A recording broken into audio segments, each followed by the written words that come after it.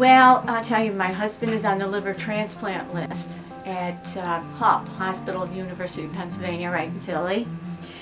And he'd been on it for a couple of years, and he took a turn for the worse. And we're 4.5 hours away from Philly, up in the Binghamton area.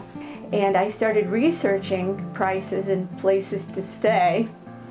And hotels or motels or whatever I was calling, they would charge as much for an overnight stay as we spent for groceries for a whole month. And that was scary. That was really scary. And then I found out that parking was expensive. There are a lot of other expenses that we, of course, would never ever dream about.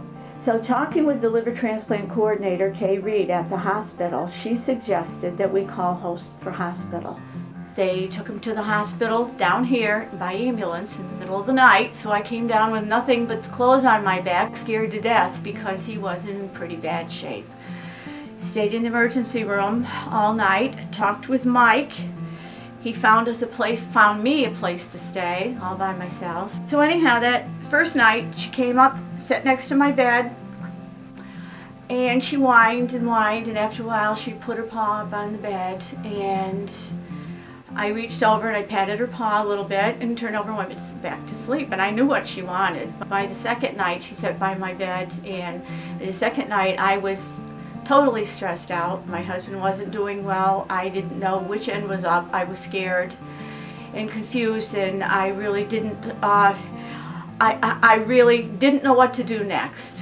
And the dog sat next to my bed, and I said, "Come on up, Ella," and she jumped up next to me, snuggled down right under my chin. She put her head right under my chin, just like that, and slept with me. And we slept with each other for 3 weeks. And I'll tell you, it's something, because the hospital, they were trying to find out what was wrong and trying to find out what they could do to make him better, to make him live at that point. And I would be so stressed, and I would come back in here at 8 o'clock at night. She would be at the door waiting for me. We'd go upstairs, and after I got ready for bed, she'd just jump right up on the bed with me.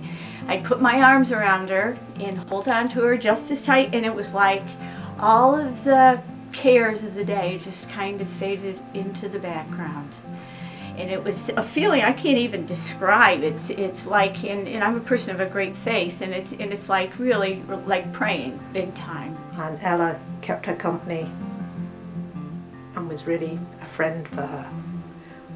And it was a wonderful experience. So that's my story of Ella.